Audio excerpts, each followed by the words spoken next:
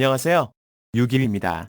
지난주 시장을 분석하면서 위로는 1388원, 아래로는 1355원 정도까지의 다소 과한 하락을 예상한다고 말씀드렸습니다. 지난주 변동폭이 위로 1387원, 아래로는 1357원대이니 정말 신기하게 맞추다 싶은 생각입니다.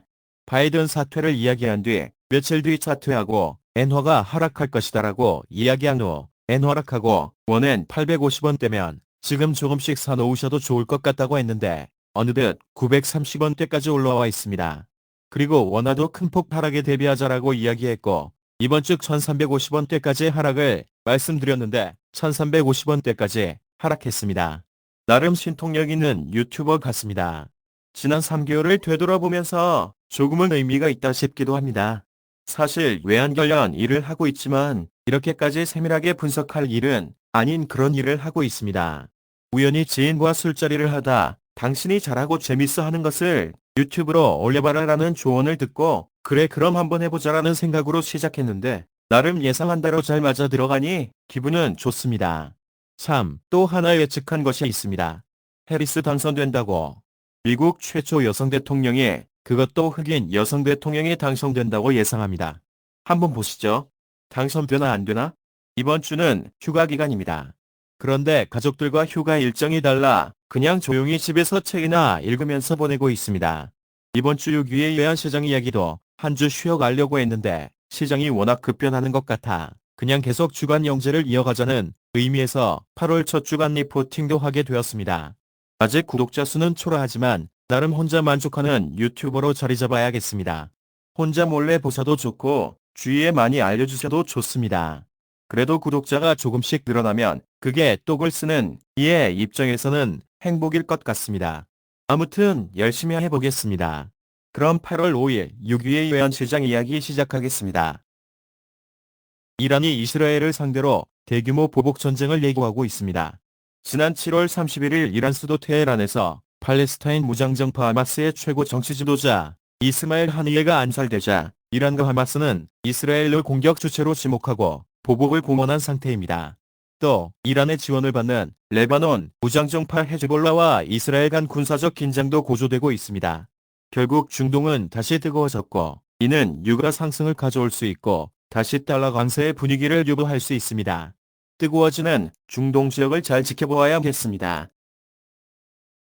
지난주에 나 시장은 일본의 금리 결정과 미국의 금리 결정이 예정되어 있던 31일까지 기다리는 장세를 보이며 조용한 움직임을 보였습니다. 이후 일본은 금리 0.25% 인상, 국채 매입 축소 등을 발표하면서 강세로 전환되어 나락하였고 미국의 금리 동결 발표에도 불구하고 미국 경제지표 부진, 미국 증시의 큰 폭 하락의 영향으로 추가 하락하는 모습을 보였습니다. 155엔대에서 주말을 앞둔 금요일에는 미국의 고용지표와 실업률이 저조하게 발표되면서 9월 0.5%의 금리 인하를 단행해야 한다는 분위기까지 더해져 146엔대 중반까지 하락한 상태로 마감했습니다. 흐릿한 빨간 선이 지난주 엔달러 예측치였습니다. 하락을 이야기했던 부분이 잘 맞았던 한 주였습니다. 지난주 원화 시장도 살펴보겠습니다. 월요일부터 미국 증시의 기술주는 출발이 좋지 않았습니다. 하지만 시장에는 그리 큰 영향을 주지는 못했습니다. 31일 일본은 금리를 0.25% 인상했습니다. 그리고 국채 매입을 4조대로 축소하겠다고 했습니다. 이로 인해 엔화는 149엔대로 떨어졌고 원화도 1360원대로 큰 폭 하락했습니다. 미국은 금리를 동결했고 9월 인하를 기정사실화하는 분위기로 발표되었습니다. 목요일 밤 영국은 금리를 5%로 0.25%에 인하했습니다. 같은 날 밤 미국의 7월 제조업 금액관리자 지수가 46.8로 예상치 48.8보다 훨씬 낮은 수치로 발표되면서 경기 불황의 우려에 달려는 큰 폭 하락했습니다. 주간 실업보험 청구자 수도 1년 만에 최대로 증가했습니다. 금요일 실업률은 올라가고 비농업 부분 고용지표는 예상치를 크게 하회했습니다. 이에 7월 금리 인하를 하지 않은 것에 대한 비판이 나오고 결국 9월 금리는 무조건 내리는데 0.25%로는 부족하다. 0.5%는 되어야 한다는 의견이 나오기 시작했습니다.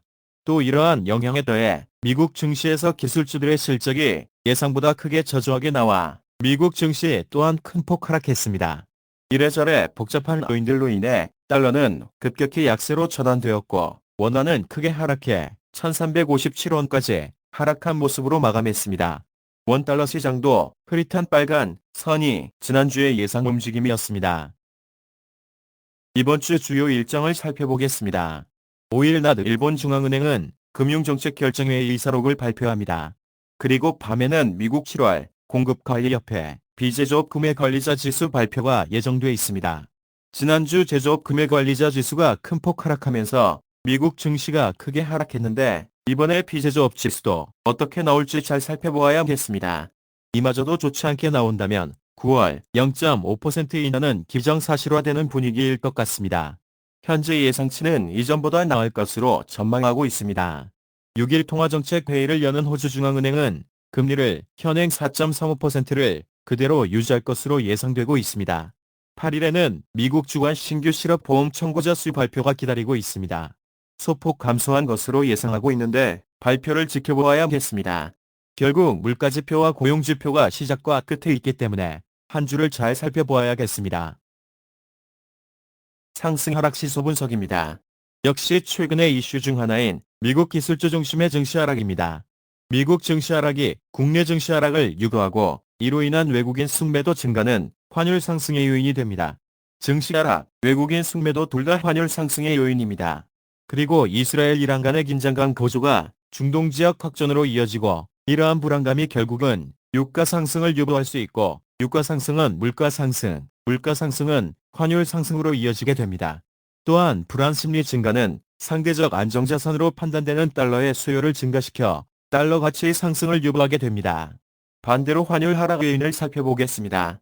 미국의 경제지표가 계속 나쁘게 나오면서 7월에 금리 인하를 하지 않은 시점에 대한 혹평이 나오고 있어 결국 이러한 나쁜 경제지표 속에서는 9월에는 빅스템으로 0.5%를 내릴 수밖에 없다는 전망이 달러 약세, 원화 강세를 유도합니다.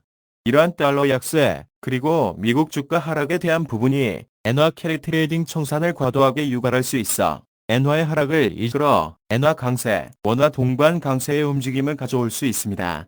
지난주 좋지 않게 나온 미국 주요 기업들의 실적에 따른 주가 하락이 이번 주는 조정 국면으로 들어가서 어느 정도 되돌림을 가져온다면 그래서 국내 증시도 상승으로 돌아서 외국인 순매수를 이룬다면 환율은 추가 하락할 수 있을 것입니다. 이러저러한 요인들이 민감하게 서로 영향을 주고 있어 잘 살펴보아야겠습니다. 그 외 잔잔한 요인들은 계속 가져가 보도록 하겠습니다. 이번 주 주목해야 할 이슈를 정리해서 살펴보겠습니다. 해리스 부통령이 공식적으로 대선 후보로 선임되었습니다. 그 러닝메이트가 누가 될 것인가가 주요한 이슈가 될 듯합니다. 현재의 분위기는 해리스의 승리를 점치고 있지만 부통령 후보를 잘못 선택해 구설수에 오르는 암수를 둔다면 이번 선거는 예측 불가입니다. 누가 될지 지켜봐야겠습니다. 그리고 위에서 언급한 지난주의 미국 증시 하락, 경제지표 악화의 요인들이 이번 주에는 어떻게 나오는지도 관심있게 봐야 할 것입니다. 국내 증시에서 외국인 동향도 살펴봐야겠습니다. 지난주 원달러도 그렇지만 엔화도 많이 떨어졌습니다. 그만큼 절상되었다는 것인데 원화도 엔화도 이번 주는 한 번에 숨 돌리기 국면이 될 듯 하지만 과연 계속 떨어질지 잠깐 숨을 돌리고 갈지도 지켜봐야겠습니다. 물론 아시아 통화의 공동 움직임을 보이고 있는 중국 위엔화의 움직임도 지켜보아야겠습니다. 그리고 이스라엘과 이란의 확전이 어떻게 될지도 변수가 될 듯하고 큰 영향은 없을 것 같지만 6일 호주의 금리 추이도 지켜볼 만한 내용입니다. 이번 주 예상 변동폭은 위쪽으로는 1372원, 아래쪽으로는 1350원을 예측합니다. 급격한 하락에 대한 조정 국면을 맞는 잠시 쉬어가는 한 주가 될 듯합니다. 지난번까지는 여기서 기본적인 요인들 분석으로 마감하고 화요일 차트 분석으로 이어졌는데 이번 주는 계속 이어서 차트 분석을 같이 해보도록 하겠습니다. 추후에는 월요일 한 번으로 펀드멘탈과 차트 분석을 같이 정리를 해볼까도 생각 중입니다. 그럼 엔화 시장부터 살펴보겠습니다. 엔달러 일봉 차트입니다. 아래 파란 추세선은 2022년 3월 상승 추세의 시작 저점에서부터 이어온 추세선입니다. 크게 3번의 강한 지지선 역할을 해오던 추세선을 돌파해서 아래로 내려가는 모습입니다. 4월과 7월 사이의 하락 디버전스는 아직 살아있다 보여집니다. 하락 목표치는 1차 145.2, 2차 140.8입니다. 엔화 주봉 차트입니다. A 부분의 디버전스를 살펴보면 디버전스 후 하락한 목표치가 디버전스 시작점까지 내려왔습니다. 같은 개념으로 분석해서 B 지점의 하락 디버전스의 목표점을 시작점까지라고 봤을 때 목표치는 140엔까지 하락할 수 있다는 분석입니다. 일봉 차트에서도 하락의 가능성을 염두에 둔 것이 결국 주봉 차트에서의 디버전스 목표치에 도달하지 않았기 때문이기도 하지만 다음의 월봉 차트에서도 더욱 확신을 갖게 하는 시그널이 있기 때문이라고 할 수 있겠습니다. 엔화 월봉 차트입니다. 두 개의 긴 개미의 부채꼴을 펼쳐보았습니다. 첫 번째 왼쪽에서 내려오는 저항 추세선들은 1985년에서부터 시작해봅니다. 추세선을 잘 살펴보면 각 고점들을 잘 막아서거나 가격이 추세선들을 타고 흐르는 모습을 보입니다. 신뢰를 가질만 하다 생각하는 이유입니다. 아래에서 올라오는 지지성들은 2012년부터 시작해본 갬의 부채꼴입니다. 이 또한 가격이 추세선을 잘 따라가거나 잘 부딪히는 모습을 보입니다. 마지막에 빨간 디버전스도 보입니다. 그럼 최근 가격을 확대해서 살펴보겠습니다. 엔화 월봉 최근 부분을 확대한 차트입니다. 빨간 디버전스를 그려보았습니다. 지난 2022년부터 최근까지 이어지면서 가격의 상승만큼 상대 강도 지표가 따라오지 못하는 모습을 보입니다. 힘이 떨어졌다는 것, 결국 하락한다는 신호입니다. 앞 차트에서 보여주었던 갬리의 상하 추세선에서 저항을 잘 받고 지지를 잘 받으면서 움직이고 있습니다. 결국 마지막 파란 원의 저항 추세선을 돌파한 가격대는 디버전스를 완성하기 위한 비주기로 보고 다시 상승하더라도 저항선을 돌파하기는 힘들다 보여집니다. 월봉 차트에서 디버전스의 목표치는 디버전스 시작 지점의 출발 저점인 130엔까지입니다. 물론 이전 저점의 바닥거리는 127엔입니다. 결국 127엔에서 130엔까지가 월봉 차트에서 목표치다라는 분석이 나옵니다. 정리하면 일봉 차트에서는 145엔, 주봉에서는 140엔, 월봉에서는 127에서 130엔까지의 하락 목표치를 예상합니다. 이제 원달러 시장을 살펴보겠습니다. 원달러 일봉 차트입니다. 지표상으로는 큰 시그널은 나오지 않습니다. 결국 추세선에서 밀고 땡겨보겠습니다. 2022년 기록한 고점에서부터 이어지는 위쪽 저항선을 돌파하지 못하고 하락하는 모습을 보입니다.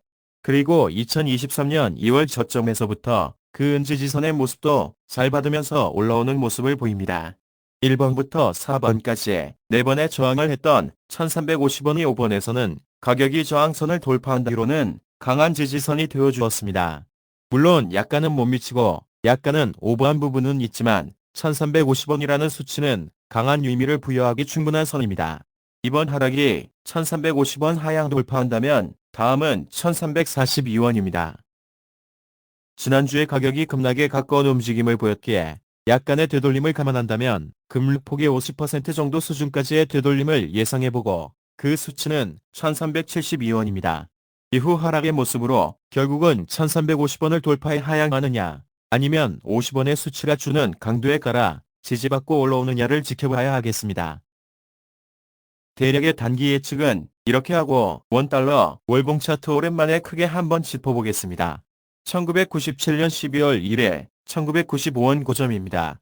하지만 저 꼭대기를 고점으로 잡으면 추세선이 답이 없으니 어느 정도 선에서 오버되는 부분은 비주기, 즉 가격은 유효하지만 분석에서는 큰 의미 없이 치고 올라간 가격대로 간주하겠습니다.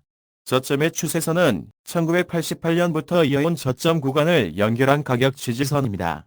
우리나라의 환율은 큰 삼각형의 상하 추세선에 갇혀있는 패턴이라는 것을 알 수 있습니다. 결국 우리나라의 가격은 향후 저런 상하폭에 내에서 움직일 것이라고 예상해 볼 수 있겠습니다. 변동폭이 좁아진다는 것은 그만큼 경제가 안정되고 탄탄해진다는 것이 아닐까 합니다. 장기적인 부분, 상하 추세선이 모이는 수렴 부분은 2035년 정도이니 향후 10년 이후의 시간이 되는군요. 추세선을 그어드렸으니 한번 고심해 보시는 것도 좋을 것 같습니다.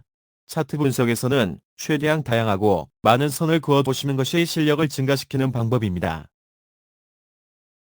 다시 돌아와서 이번 주 원달러 시장의 변동을 예측해본다면 단기 급락에 대한 조정으로 1370원 초반까지 리바운드된 이후 하락의 추세를 이어가지 않을까 예측해봅니다. 1차로 1350, 2차로 1342, 3차는 1327원까지 1350원의 강한 지지선에서 어떤 방향을 선택하는지 잘 지켜보아야 하겠습니다. 개인적으로 하향 추세는 계속 이어진다고 생각합니다. 이상으로 유기의 외환시장 이야기 8월 5일 편을 마치겠습니다. 상대적으로 긴 이야기이지만 짧게 끊어가는 것이니 쉽게 이해가 되실 듯합니다. 날씨가 엄청 덥습니다. 이러한 이상기온 때문에 세계 경제 성장률이 0.8%가량 감소할 수 있다는 분석이 있더군요. 더 이상 남의 일이라고 방관하기엔 우리에게 남은 시간이 점점 짧아질 수도 있다는 생각입니다. 지구를 살려야겠습니다. 다시 한번 외치고 마무리하겠습니다. 지구야, 아프지 마. 그럼 내일 차트 분석은 쉬고 다음 주 12일 다시 인사드리겠습니다. 6.25의 외환시장 이야기 구독, 좋아요 많이 부탁드립니다. 감사합니다.